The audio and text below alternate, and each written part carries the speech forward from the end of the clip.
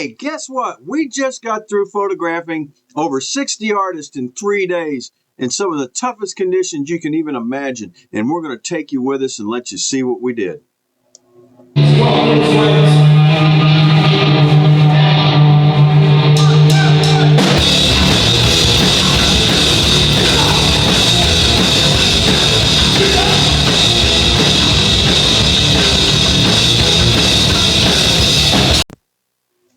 I'm Robert Maxfield. I'm a concert and music photographer in Dallas, Fort Worth, Texas, and I've been shooting concerts since the late 1970s. And welcome to Max Concert Photography, where we talk everything concert photography related.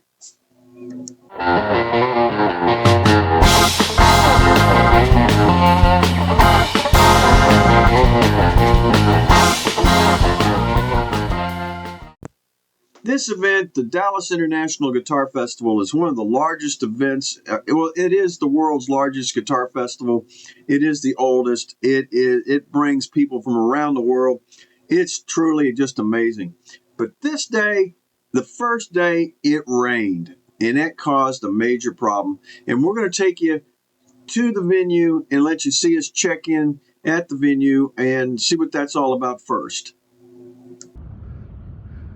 Well, the car's all loaded up. Today we're getting ready to go the first day of the Dallas International Guitar Festival. Julie's in the front seat.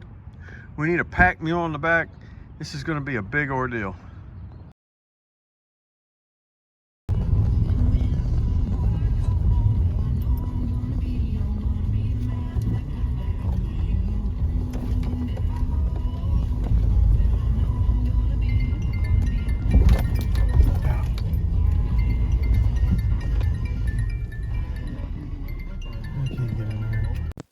We just pulled up, and there's parking is pretty thick already, and we're fairly early, so I mean it's going to be crowded, and this thing is huge.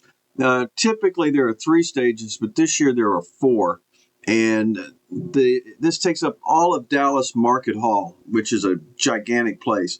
But I'm going to show you check-in right now. Because it's in this, we're transferring in this book. Neighbors have already have the badges. No, it doesn't say. Maybe Rob, I don't know. Rob's not here today because Rob's out. He's having some work. So who's that other lady? Badges right now. Okay.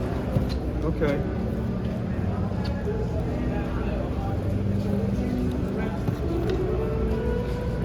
I've got a media badge.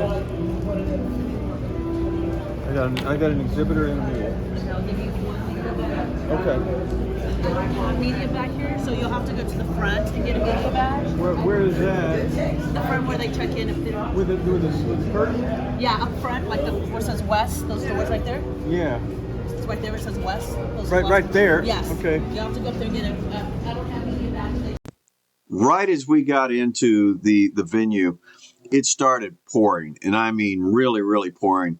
And they're normally in one area, they've got a warehouse, and that warehouse has a stage in it, and the sound is terrible because it bounces off the shallow ceiling, bounces off the truck doors in the back, and it's real dark, and it's real long, so it's kind of a headache.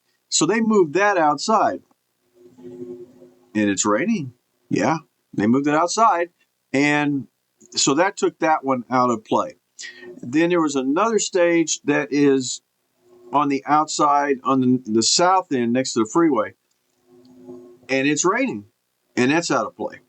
So that left 2 stages, one we didn't know about and one we found out about. And the one we found out about is the main stage, and I'm going to show you a picture of what it looked like before we got there.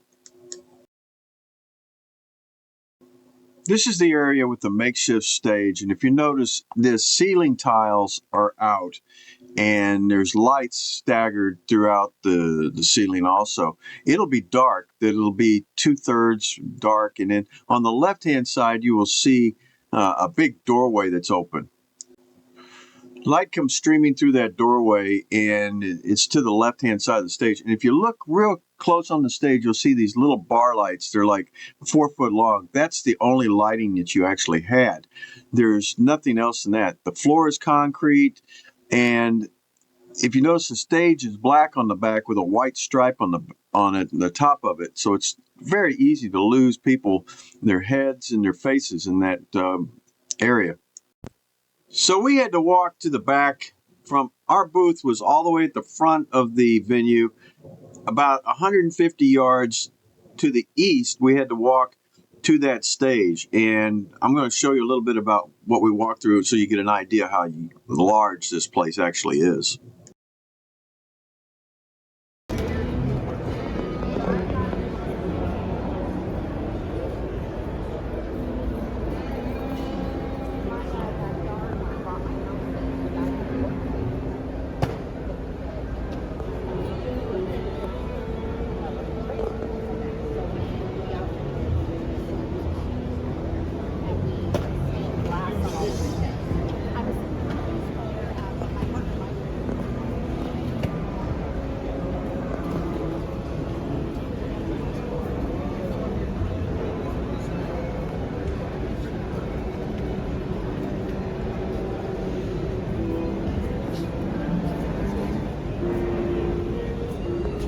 Oh, you're okay.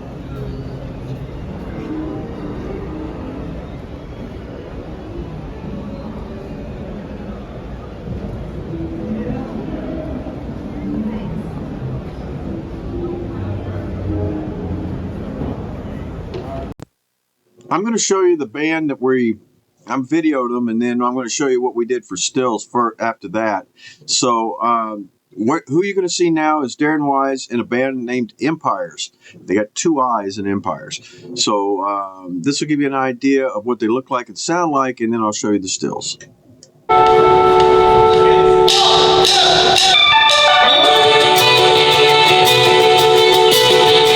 Somebody requested it, so we had to do it.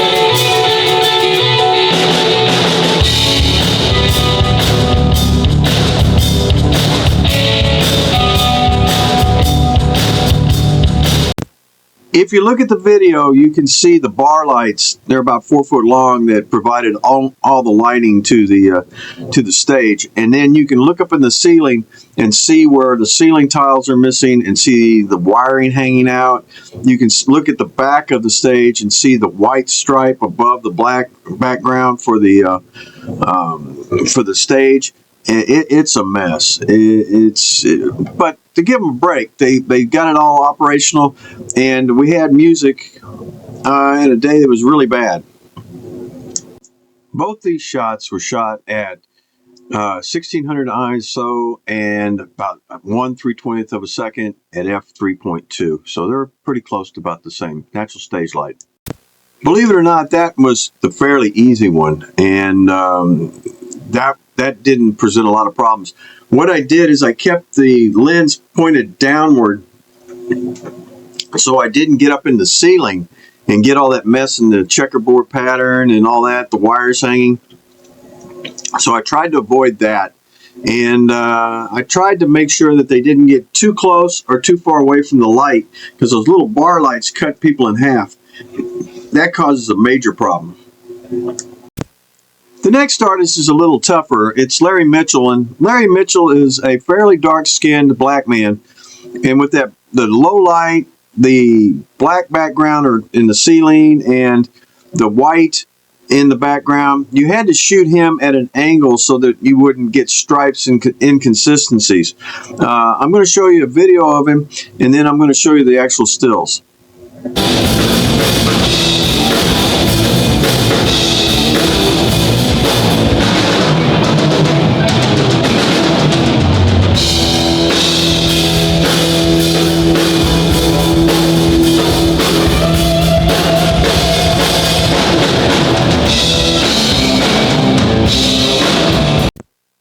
From the video, you can actually see just how bad the ceiling is, and it was just horrible. Anything that pointed up into it just gave you a whole mess of spaghetti. One of the shots shows you what happens when you shoot into blackness and you don't have the junk and the mess. And in this shot, you can see the mess. You can see the white stripe, the black stripe, the gray. You can see all the things that are bad, but the shot is still good. The next artist is Van Wilkes, and Van Wilkes has a signature black hat that he wears. And part of the problem with this black hat is when it's a black ceiling and you're shooting up at him, that hat disappears in the blackness in the ceiling, and it looks like he's got half a head. But there's a way of getting around that. And what you have to do is play with contrast in your tonal ranges.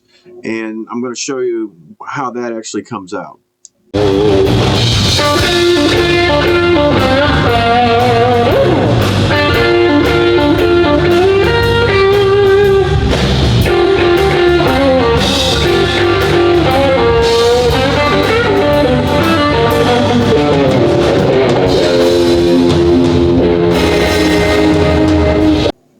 I shot from his left side and had his back into that doorway that was lit up. That kind of broke up and gave a little contrast. By doing this, you can see the rim and edges of his hat, and they don't blend into the top of the ceiling as much. Okay, I know. Most of the time, you cannot control what the venue, the lighting is like. Sometimes you can ask a lighting technician, but in this case, you couldn't control anything. We were lucky to get what we got, and it was great when we got it. The other thing you can't control is what the artist wears on stage. Van's hat is Van, so that's just the way he is. I've shot him 2, 3, 4 times, and every time I shoot him, he's got that same hat on, and he looks the same. That's his signature. So you can't control that, and you really don't want to. The last artist we shot on that stage for the day was Jason Elmore, and Jason is pretty animated. He moves around a lot, so it makes things a little even more difficult because you have to deal with the lighting, you have to deal with his movement, so you have to keep your shutter speed up. And we had a little issue with lighting as far as it being kind of muddy, but it wasn't too bad. He put on a great show.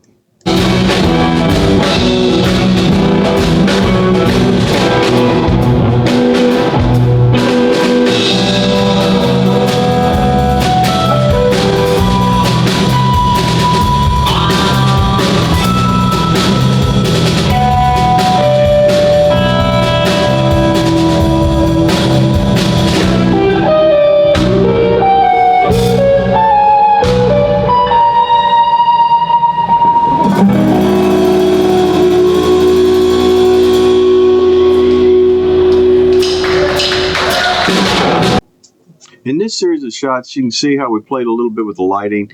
You got a lot of contrast. The ceiling you can see is real bad. We've got a lot of background though, but it's blurred out. It's got some pretty good bokeh, and overall it came out really, really well. So I'm very, very pleased with it. As a general rule, I rarely struggle with any kind of lighting condition, and I was exhausted after this day. It really took a lot out of me, and I thought I really did poorly.